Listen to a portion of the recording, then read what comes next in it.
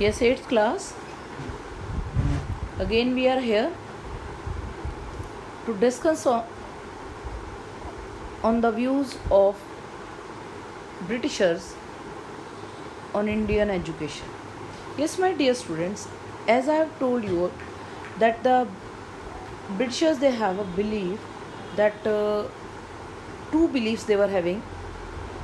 One group they believed that Britishers have to impart the education in Indians through the Indian way, and the second group believes that there is no use of Indian education, so they have to impart the education through the Western learning.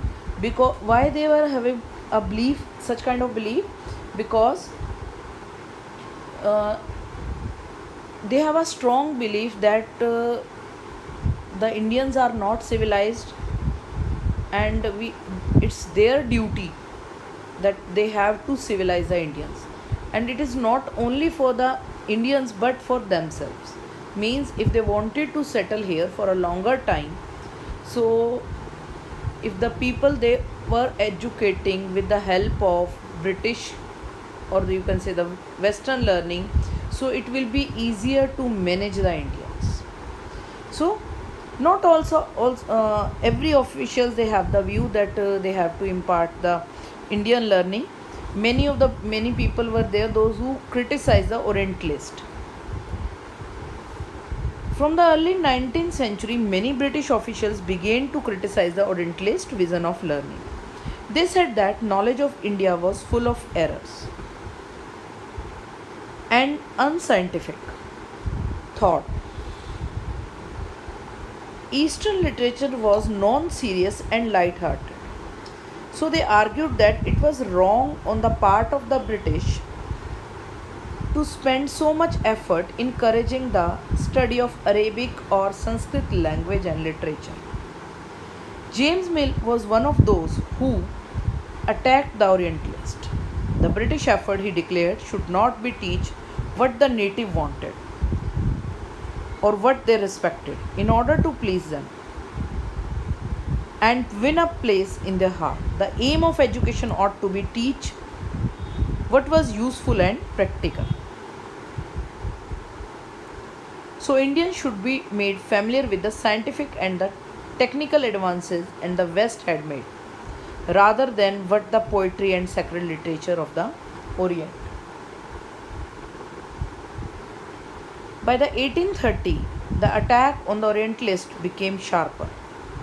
Many of the British officials, the British people, they started criticizing the Orientalist thinking. The Thomas Babington Macaulay, he saw Indian as an uncivilized country that needed to be civilized. No branch of the Eastern knowledge, according to him, could be compared what the England has produced. Means they always had a belief that the English language or the English learning is far better than, or you can say the best than the Indian learning. And always they have a belief, why should they teach the Indians with the Indian learning when they believe that the English or the Western learning is the best? So they have to make the Indians slave. Means because when the rulers are from the British, so why should they encourage Indian learning? So that was a belief of the Indians at that time. So Macaulay believed that a single shelf of a good European library was worth than the whole native literature of India and Arabia.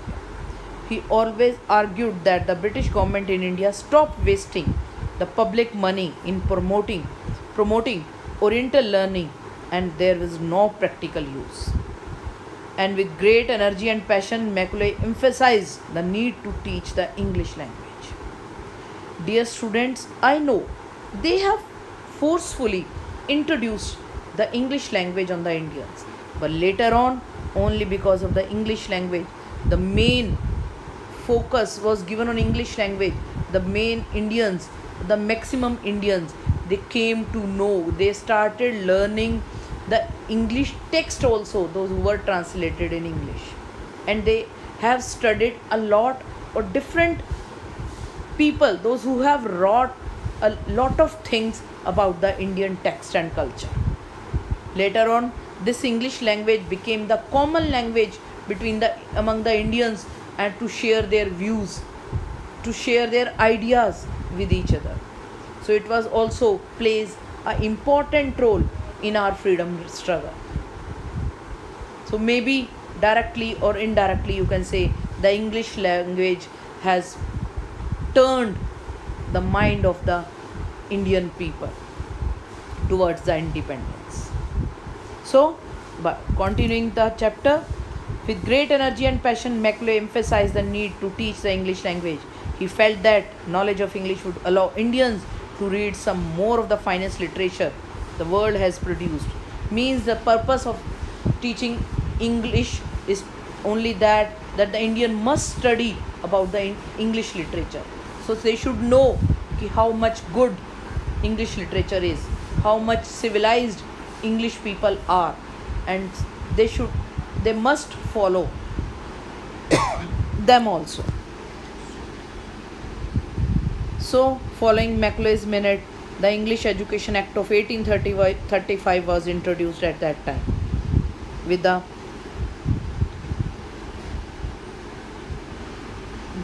act, the decision was to make the English the medium of instruction for higher education, and to stop the promotion of Oriental instructions like the Calcutta Madrasa and Banaras Sanskrit College. These institutions were seen as the temple of darkness, and that were falling of themselves into decay. English textbooks now began to produce for school. Now they have set up again for the syllabus for whole the classes in which the English textbooks are introduced, in which the English literature were introduced. Now education for commerce. Now in 1884, the Court of Directors of the East India Company in London sent an educational dispatch to the Governor General in India, issued by Charles Wood, the President of the Board of Control of the company. It has came to be known as the Wood's Dispatch. Outlining the educational policy that to be followed in India, it emphasized once again the practical benefits of the system of European learning. So, dear students, here one new concept has been introduced. I'm just not putting my views what should be imparted at that time, but one good thing was introduced, that was the practical learning. That was good, the practical learning introduced at that time, as opposed to the Oriental knowledge. One of the practical uses that dispatch pointed, that was economic. European learning, it said, would enable Indians to recognize the advantages that flow from the expansion of trade and commerce, and make them see the importance of developing the resources of the country. Introducing them to the European ways of life would change their tastes and desires and create a demand for British goods. Yes, my dear student, it was the strong feeling of the Britishers when the Indians started learning the literature, the British literature.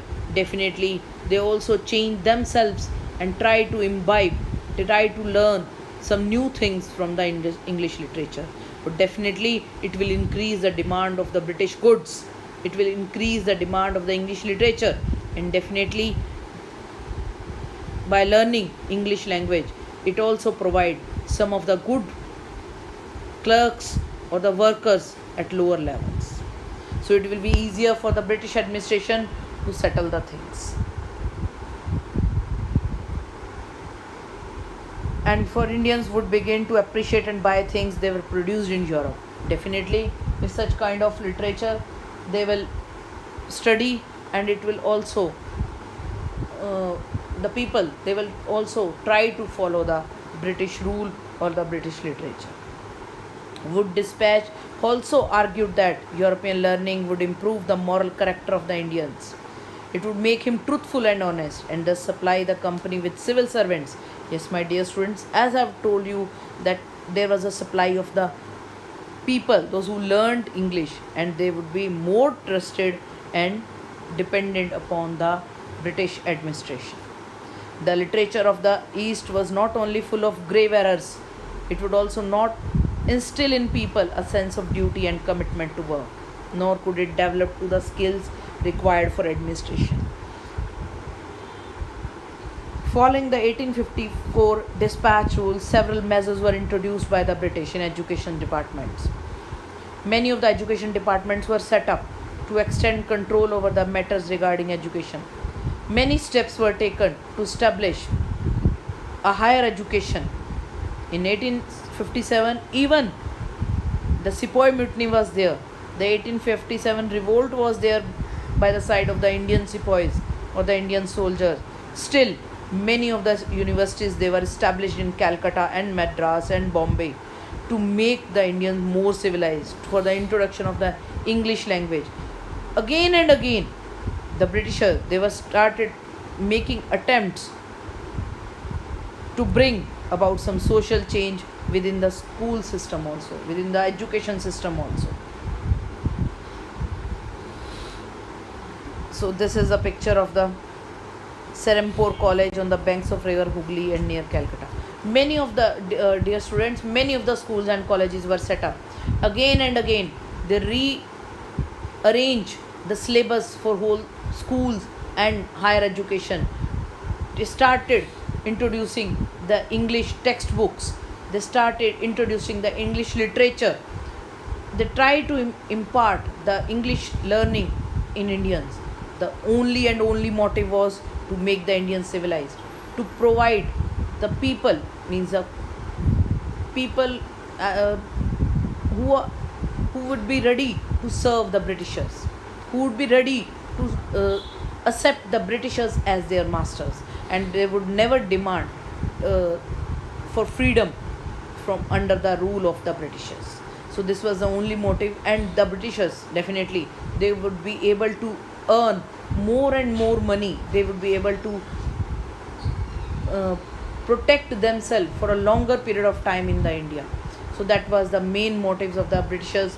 That's why they have introduced the English language. And definitely, if the more people learned English language, and they would be ready to learn to serve under the British masters, so it will be easier for the British administration to settle the things, to pacify the things, and definitely it would be help them to rule for a longer time. It would be help them to manage the thing properly. So with these things, this is all for the day, and next we will do in our next video. Up to that, because this question, this chapter is more important, so revise it again and again, just to learn how they have introduced the English language, why they have introduced. Only the motives you have to clarify. If you have listened it carefully and again, so it will be easier for you to clarify the or to learn the questions. It will be easier for you to understand the answers more easily. And if once you are able to understand the answer, you are able to express more effectively. And in history, no need to learn the answers, only to revise, to learn, and to understand the things what is given to you. And if you are once started understanding the things, so it will be easier to you to manage the history. So this is all for the day.